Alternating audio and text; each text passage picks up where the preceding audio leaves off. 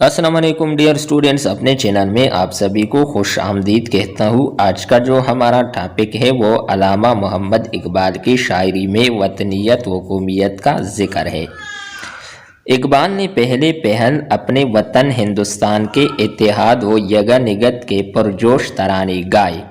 ترانہ ہندی اس کی واضح مثال ہے۔ چنانچہ ترانہ ہندی میں علامہ اقبال فرماتے ہیں کہ سارے جہاں سے اچھا ہندوستان ہمارا، سارے جہاں سے اچھا ہندوستان ہمارا، ہم بلبلے ہیں اس کی یہ گلستان ہمارا۔ لیکن سفر یورپ اور بعد میں ہندو کے متعصب رویے نے اقبال کو مسلمانوں کی وحدت کے لیے اپنے آپ کو وقف کر دیا۔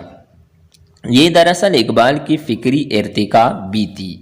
ارتقاء ترقی، فکری ارتقاء یعنی فکر اور سوچ کی ترقی۔ اس لیے اقبال نے ترانہ ملی لکھا جس میں انہوں نے سارے مسلمانوں کو مخاطب کیا ہے۔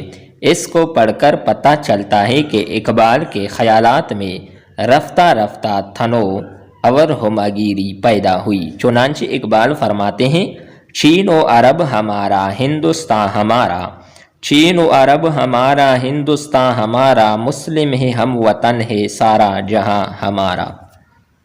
آگے اقبال فرماتے ہیں، توحید کی امانت سینوں میں ہے ہمارے، توحید کی امانت سینوں میں ہے ہمارے، آسان نہیں مٹانا نام و نشان ہمارا۔